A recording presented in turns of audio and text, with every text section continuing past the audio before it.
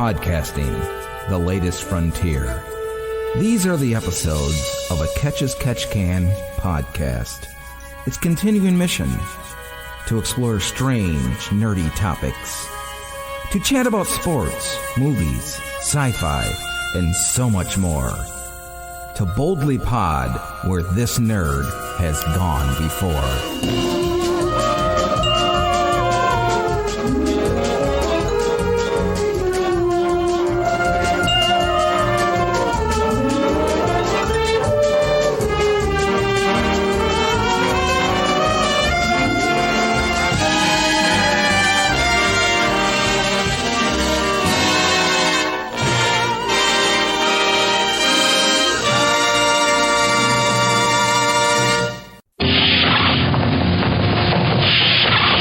Captain's Log, pod date 0407.19. On this episode of Too Boldly Pod, we're going to discuss canon in relation to fictional universes in fandom. We're also going to debut our very first annual Too Boldly Pod tournament when we find out what the greatest TV theme song of all time is. I'm also going to be joined by my buddy Dave, and we're going to discuss the early years of WrestleMania, and we're going to close shop with a little bit of fun with the hell is wrong with mankind. So Scotty, set phasers on stun, engage. Now, the other day, my buddy Jim posted something on social media that got me thinking about canon. And if you're not sure what canon is, I'll give you the official definition. In fiction, canon is the material accepted as officially part of the story in the fictional universe of that story. And basically, it's what the writers and creator of a certain fictional universe say is true and whatnot, yada, yada, yada.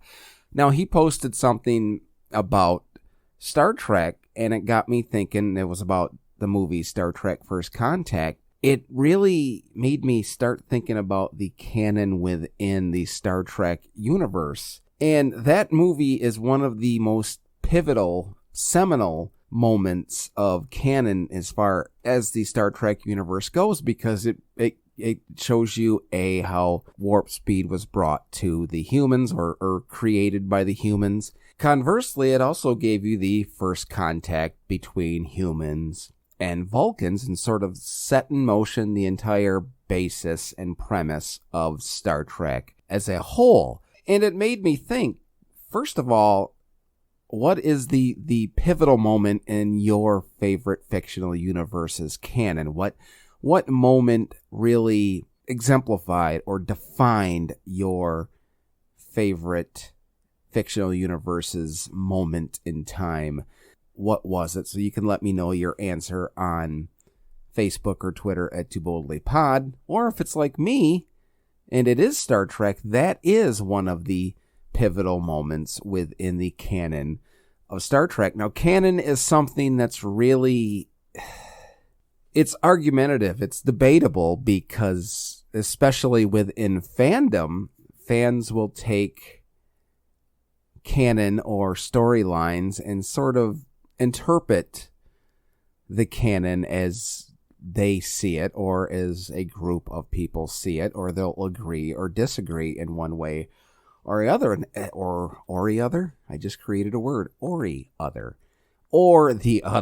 So that's the beauty of canon, and you can have canon in short-lived series, but bigger universes are more complex with the canon. The more layers of a show or movie series that you get, the more deep the canon seems to be. And you all know that, Star Trek, obviously, and Doctor Who are two of my favorites. And one beauty about Doctor Who is they've sort of thumbed their nose a little bit at canon, because they sort of overlap each other all the time. And that's sort of the beauty of that show, is some things are ironclad as canon, and some things are just wishy-washed away, or wibbly-wobbly, timey-wimey, if you will. But with Star Trek, some things are just flat out, ironclad considered canon. And the thought that came to mind when Jim posted that thing about yesterday being First Contact Day for Star Trek when the Vulcans met the humans was, I hearkened back to Star Trek, the animated series, and for the longest time, Gene Roddenberry wasn't or wouldn't allow that to be, any part of that to be considered canon as far as the universe goes. And it wasn't really until the series Star Trek Enterprise when small portions of that show actually started to be incorporated into canon. And that's the sort of beauty and the fate of canon is sometimes it's not, and then later on it gets incorporated into being canon. And that a lot of that goes sort of more into the books that are written about a certain universe. And what comes to mind, speaking of that, is George Lucas and all of the books that were written about Star Wars, where he would refuse to allow it to become canon. And then slowly, things started to be accepted into canon. And I'm wondering, and maybe somebody more knowledgeable about the inner workings of creation and writing and production and whatnot can tell me that, is it the person that creates the universe initially is so obsessed with controlling all aspects of said universe that they refuse to allow another creative mind to incorporate things into canon? Or is it just simply the way things are and the way things always have been in Hollywood and in the creative world? Because going back to Star Trek, a lot of the things that are commonly considered canon in Star Trek weren't necessarily created by Gene Roddenberry. They were created by Gene L. Coon, who was a producer on the original series, and he created a lot of the things that became quote-unquote canon in the Star Trek universe, the Klingons and the Romulans and you name it. So I guess my question to close is, what is canon? Are you one of those fans that like to interpret canon as you see fit, or are you one that's just ironclad, go with the person that created the universe and what they say goes?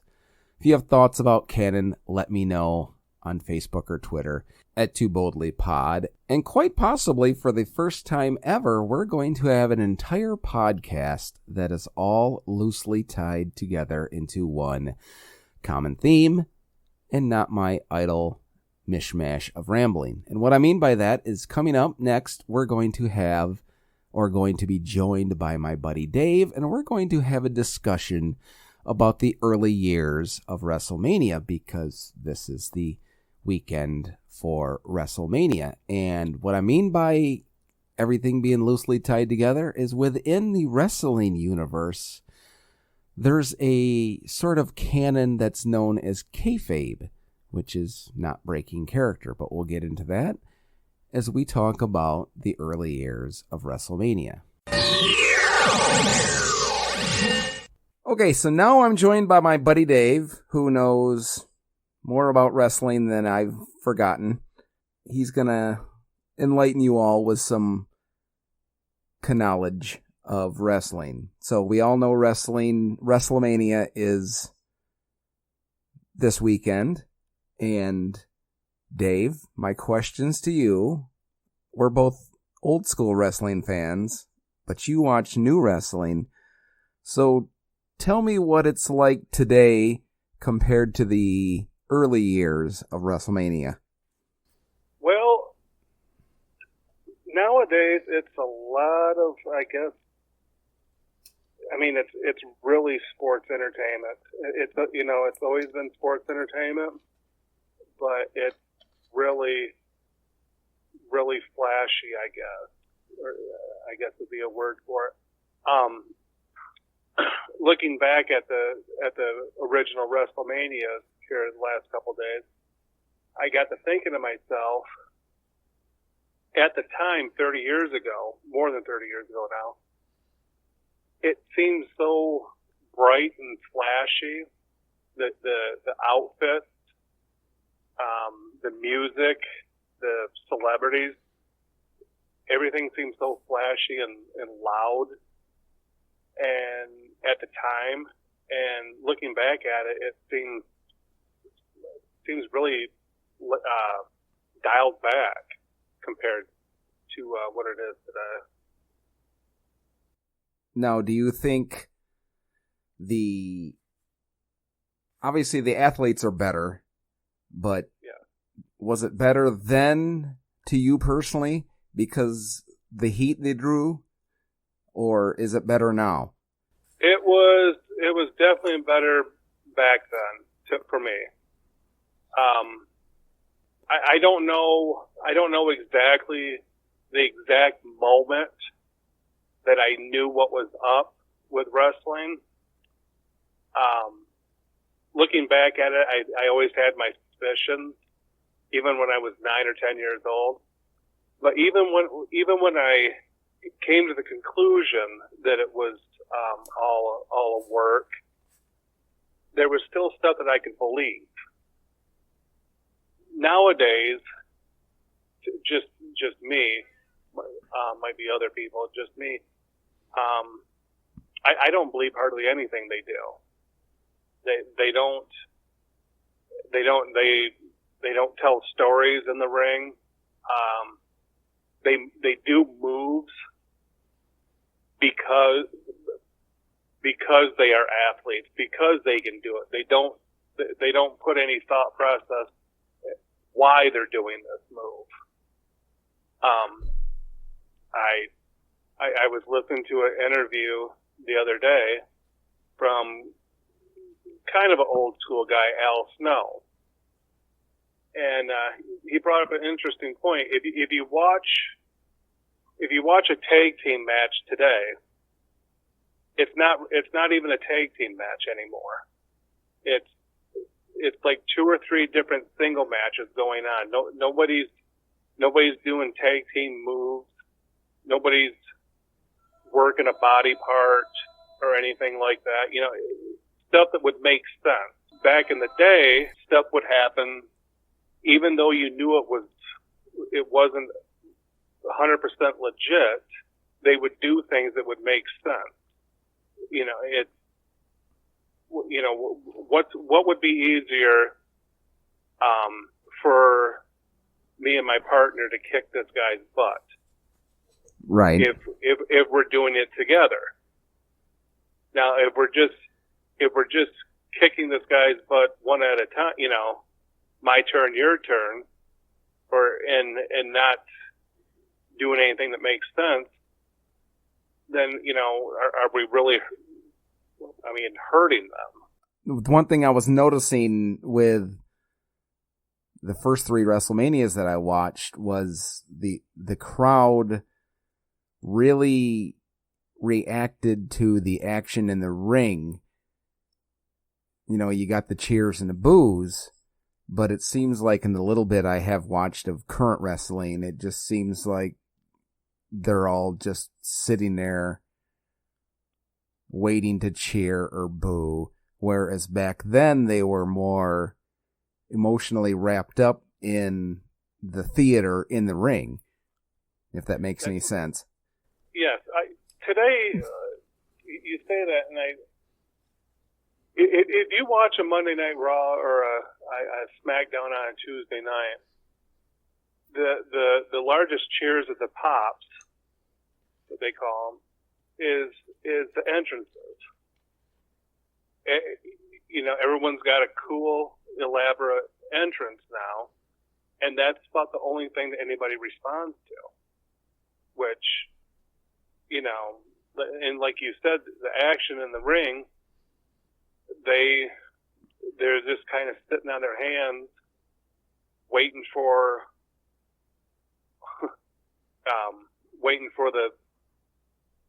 the guy's three to four finishers that he's going to do. That's that's another thing. Back, if you want to, if you're trying to portray this as something that's real, if you're trying to get people to suspend belief, okay, you take a DDT. Now, back 30 years ago, if Jake the Snake delivered a DDT, it was lights out. That was the end of the match. 100% time. Okay.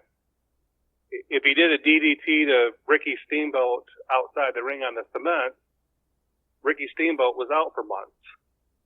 Okay. Now you watch a Raw, and somebody does a DDT, and they kick out at 2.5. then there'll be 3 or 4 more DDTs. I mean, I'm not even kidding you. You're trying to make this look real.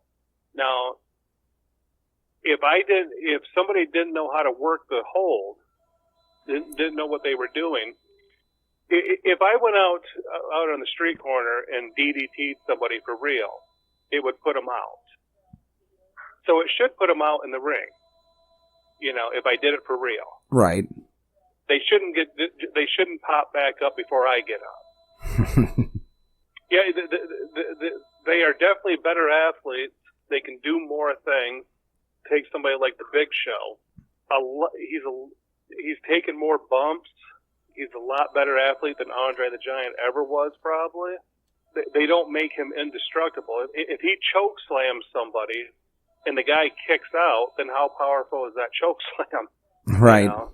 So I'm kind of going off on a different tangent there, but no, actually, the segment before this one on the podcast, I talk about canon as far as drama in like Star Trek and Star Wars, and I was sort of leading it into canon in wrestling as far as kayfabe goes, and that seems to be a lost art too.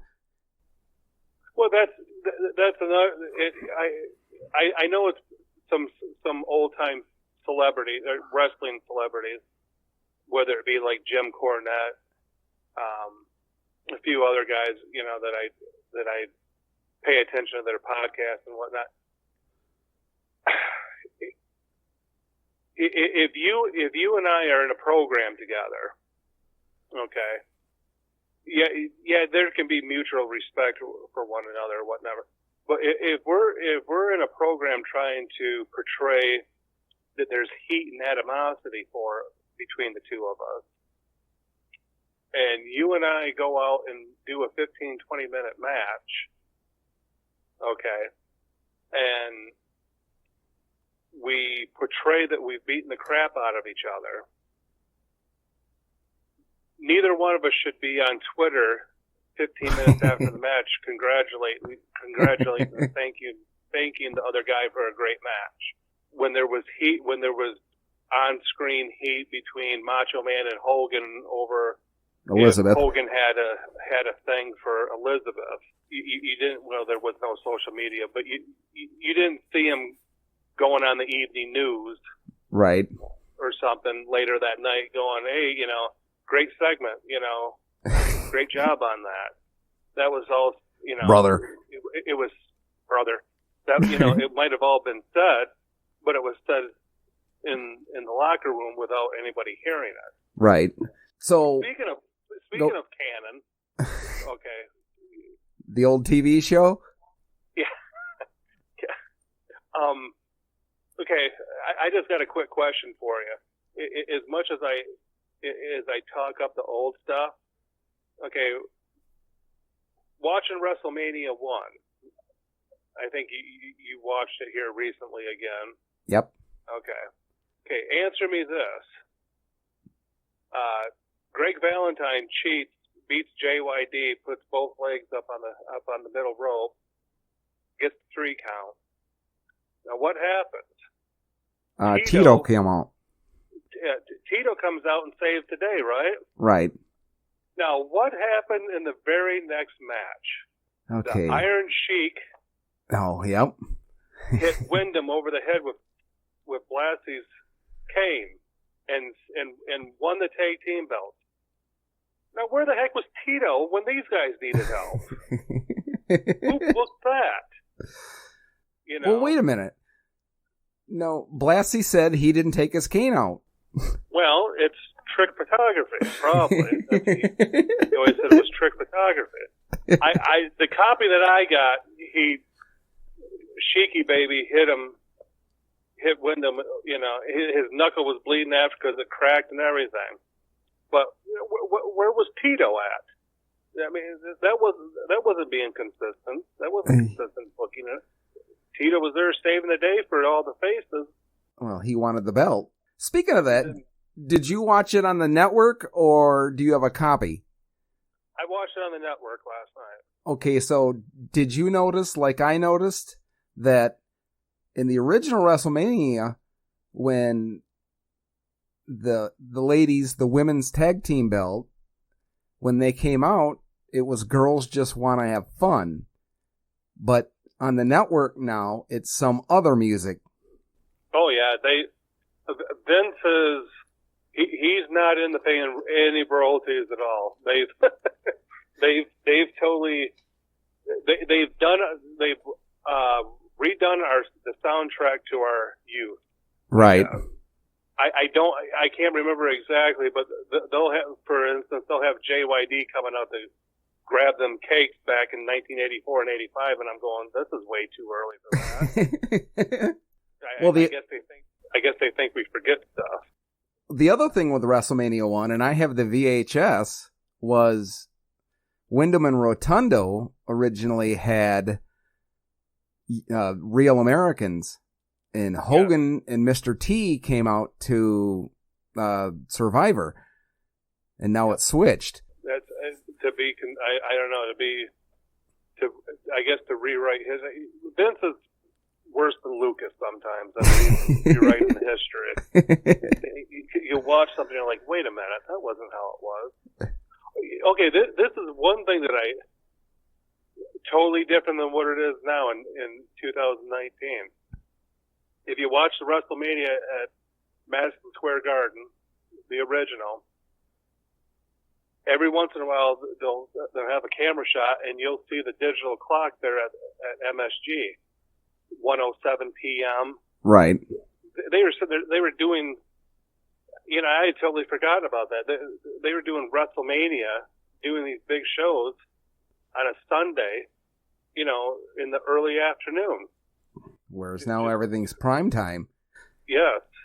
You know, then you stop and think about it.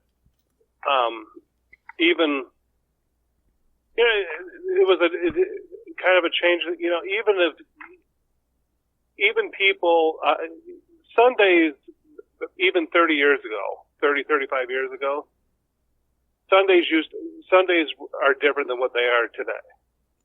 Even if you didn't go to church on Sundays was still different than what it is.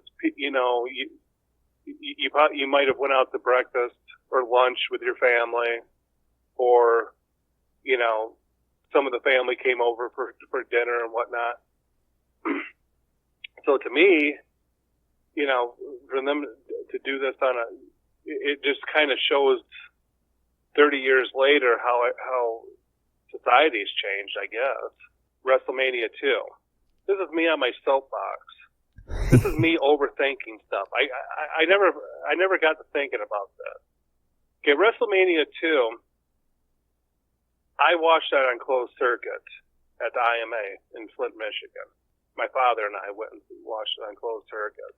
I really enjoyed it 33 years ago. Right. Looking back at it, it was kind of hard to watch. The three venues jumping around. Right.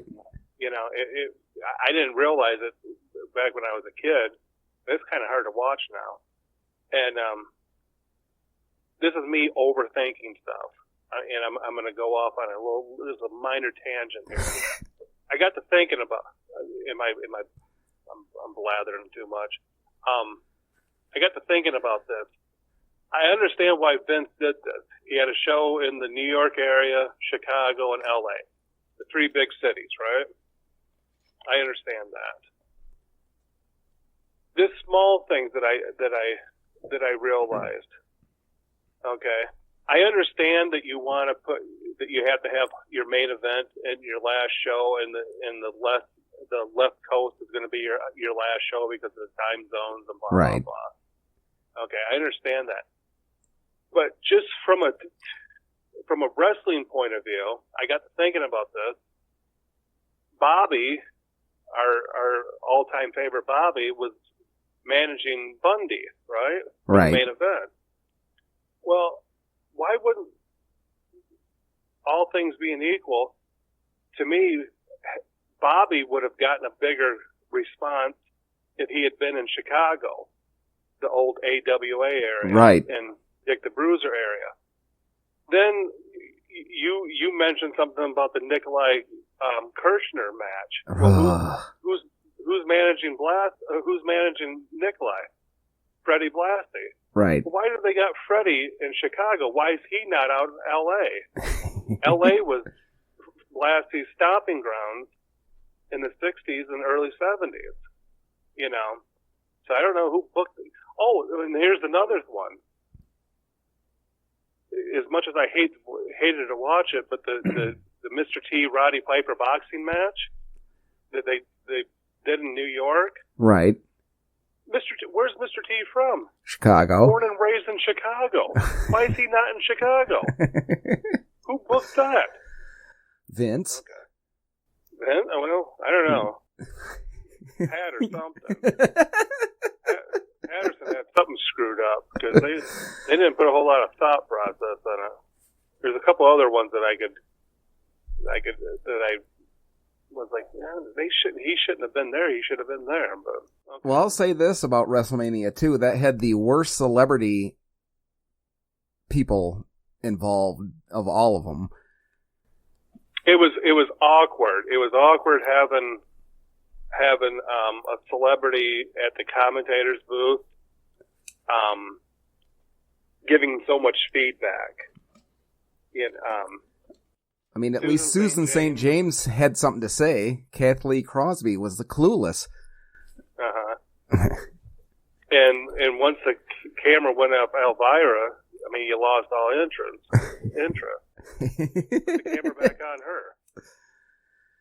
Except for Jesse. Huh? Except for Jesse. Well, okay. Oh, well, okay. Yeah. Jesse was out in L.A. Right. So you had Tito there, so Jesse could do his Tito dip.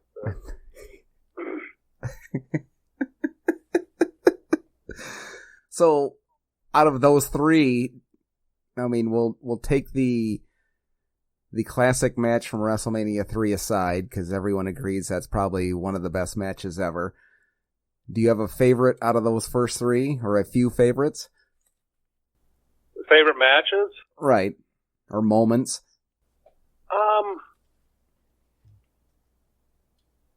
Well, WrestleMania 1,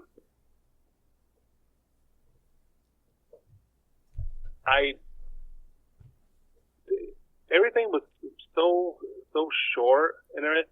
And see, even back then, and I was in the WWF and WrestleMania, but to be honest, at the beginning of the explosion, I was hesitant. I fought back because I was still, even though I've never been to the southern part of the United States, I was still a southern wrestling fan, right? NWA fan. Okay.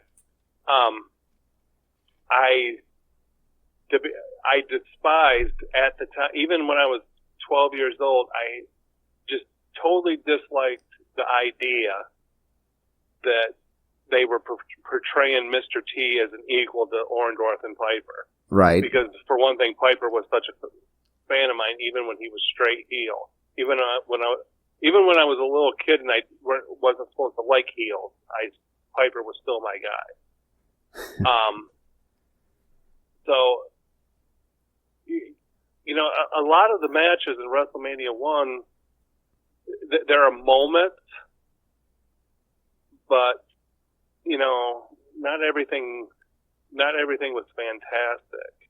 Even I've said this to you before, and this bugged me back then.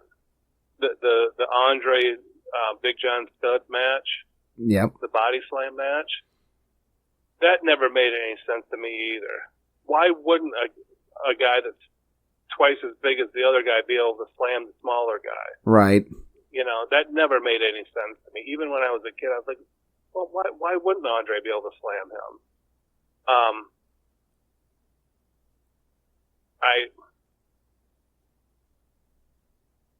It was, we joke around about it, but actually, one of the best working matches, work rate or whatever, was like Steamboat versus Matt Bourne. Right. We joke about Matt Bourne and whatnot, but he could actually go. In the first match, Tito and the Executioner, who was really Buddy Rose, Buddy Rose could go too.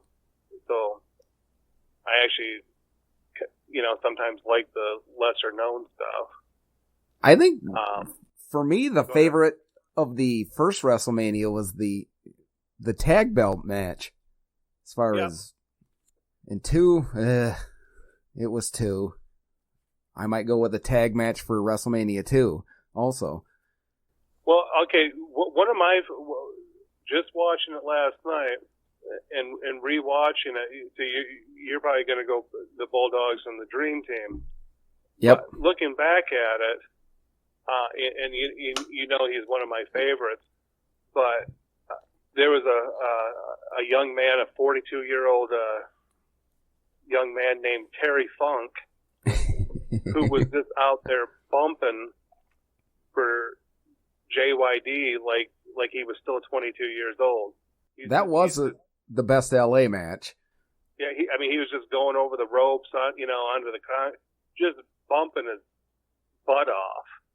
And you would never think that he was, 42 back then is different than 42 now. Right. Terry Funk lived, let's just say he lived his life. So, he's out there bumping like a young man for JYD. The WrestleMania 3, Steamboat and Savage, but the Hogan and Andre was kind of, It was, everyone knows my opinion on that. Well, what little person did Bundy slam? It was. I thought it was it a Native American? Or was it Lord Littlebrook? Littlebrook was his partner. Okay. Who was it that he squashed? So yeah, I think it was the Native American one. I'm forgetting who it was. I mean, at the time in 1987, that was pretty shocking. Right. Nowadays it would, if Hornswoggle was still on, they beat him up all the time, but they actually do it back then. That was, and I've said this to you. I know it was Steamboat and Savage, but to go back to WrestleMania 2, they missed the boat. In my opinion, they missed the boat. If it had been booked 20 years later, it would have been done. But they should have put the Intercontinental belt on George Steele for a month or two. It would have been money through the roof. Oh yeah. It would have driven Savage even crazier. It would have just. They should have put it on Steele for a month or two. Short run. But he didn't do short runs back then. No, that's the IC belt was pretty consistent, more than a month at a time. Probably at least 4 or 5 months at a time. When Tito held it, it wasn't. He won it on Raw and lost it on SmackDown. How they have done stuff in the last few years.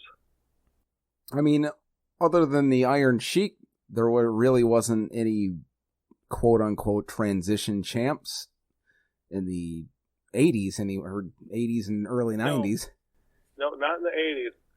Just, actually, ironically, just Steamboat, because when it went from Savage to Steamboat to Honky Tonk, it wasn't supposed to go to Honky Tonk.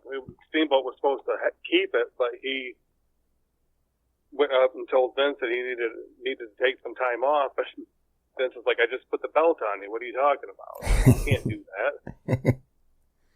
Oh, back to WrestleMania 2. Another thought, because I got to thinking about Terry Funk. It was a terrible match, Adrian and Uncle Elmer. Right. But my goodness, again, Adrian, he's out there bumping for Elmer, you know, getting Elmer over as good as he could. Right. Taking, and for a guy that was legitimately close to the 350-pound mark, because he just ballooned up. He was moving. Right. Well, that's one thing you can say about Adrian is he would take bumps for people. I mean, take the WrestleMania 3 match. I mean, where him and Piper beat the hell out of each other for, 20 minutes. There's something else we can talk about, bumps in the old days as to now. Back then as opposed to now, whereas you said they just kind of go through the choreograph and that's it. They take crazy bumps now, but they get up. I sent you a clip probably 2 years ago of, I can't remember if it was a power bomb or a pile driver off the top of a ladder and whatnot. And the guy bounced right back up, and the crowd thought it was hilarious. And I just about cried. I was like, no, that's not funny. You're crapping on the whole business. Yeah. We all know it's a work. We all know it's choreographed, but friggin' sell it a little bit. Don't take a power bomb off a ladder, then bounce right back up. And they did it to get a laugh out of the crowd. Right. You just totally dumped on what these other people, to get off WWF, to go back to NWA and WCW, the early WCW, when Terry Funk did a pile driver on Flair on a table. That was just outrageous at the time. Right. And I like watching like RVD and Sabu and stuff, the stuff that they can do, But back in 1988 or 89, Nature Boy taking the pile driver on the table, that was just crazy. And now, they're going through tables or hitting each other with chainsaws, running over each other with a Cadillac, or and they get right back up. Right. What the hell? The no-sell league. Oh, they can do so much. It's just if they would learn how to tell stories still. But is that a sign of society? Everything's got to be instant gratification now, as opposed to build-up. Probably. And it's also a sign that Vince is happy with it. Reason being, on the independent circuit, they do stupid stuff. But if you're good enough, you'll still eventually get to the WWE. Right. Okay? Even if you do stupid stuff. Now, Vince controls the world. And if people were out doing stupid stuff and not getting rewarded for it later on, they might think about, the next crop might stop and think about, maybe we shouldn't do the stupid stuff. Right. If there's a guy in WWE right now. I don't dig him, but his name's Dean Ambrose.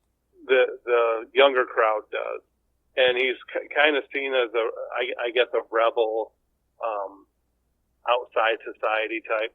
kind of sort of like a Jake the Snake, sort of. Right. Okay? Bad at it. Even when he's a face, he's a bad, bad seed.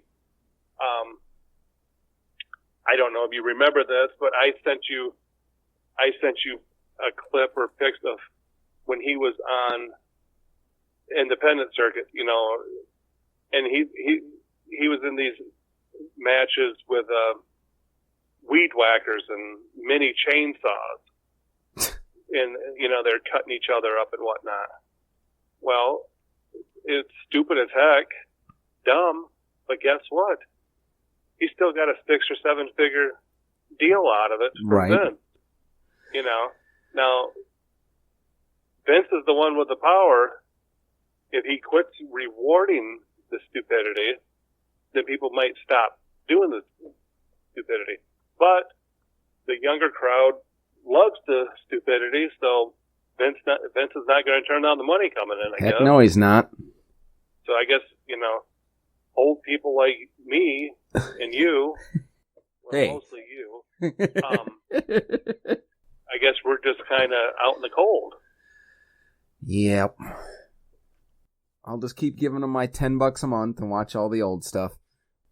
Okay, that's another rib on me. I told you back in November or December, Vince sent me an email. I think he had Brawler send me an email or something because they were trying to get me back, and they gave me 3 months for 99 cents, not 99 cents per month, but 99 cents for the whole 3 months. Wow. So 33 cents a month for 3 months.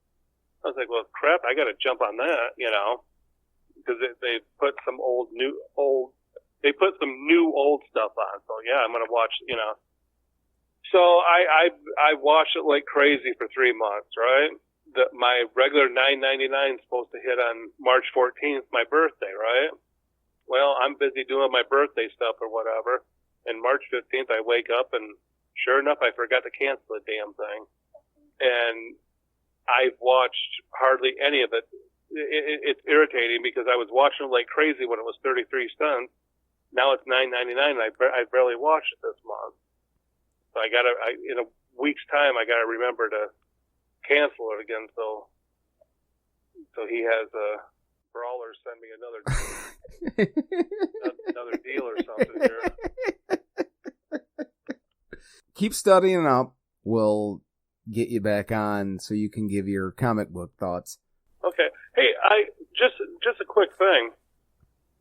Kind of sorry I was late getting in and whatnot. I couldn't find a parking spot here at the studio.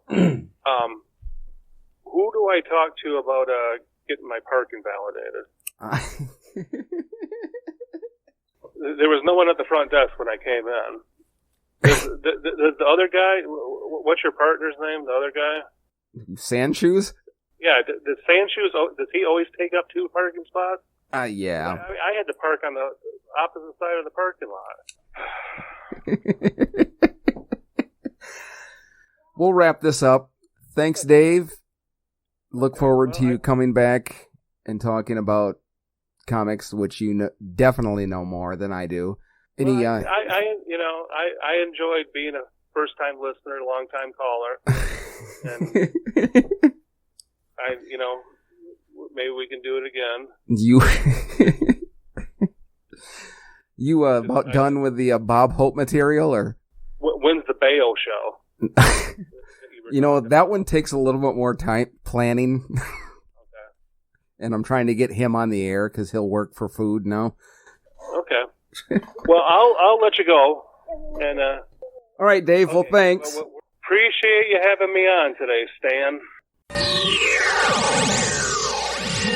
Now, occasionally on this podcast, we like to have a little fun with society, and we come across some articles that really, really make us scratch our heads. Like this one from Houston. The headline reads, DEA looking for a Houston contractor who can burn thousands of pounds of pot. The contractor must be able to burn 1,000 pounds of marijuana per hour and for a minimum of 8 consecutive hours per day. Now, the story goes on to say, the Drug Enforcement Agency has been flooded with phone calls since we first reported they are looking for a Houston area contractor to burn pot and other seized drugs. These are the special requirements for the job.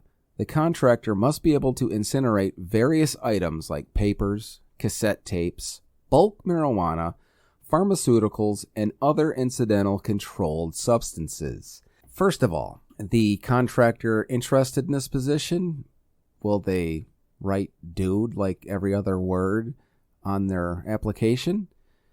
Secondly, will a copious selection of Cool Ranch Doritos also be supplied to the contractor? Because you're going to get the munchies. And finally, the contractor that may be interested in taking on this dubious task might just be sitting on their couch right now playing a game of Super Mario Kart and going, dude, I could totally do that job, but I am so baked right now I can't even move. The hell is wrong with mankind? And that's going to wrap up another edition of Too Boldly Pod. I hope you enjoyed my chat about canon and fictional universes. I hope you enjoyed my conversation with Dave about the early years of WrestleMania. And I hope you got a little chuckle out of this week's "The hell is wrong with mankind?" So follow us on Facebook or Twitter. Let us know your thoughts about the podcast. And by all means, go vote in the Too Boldly Pod Best TV Theme Songs Tournament. And next week, we will crown a champion. As usual, I don't have a closer for this show, so I'll just say this. Open the pod bay doors, please, Hal. WLLP Spock Rock Radio.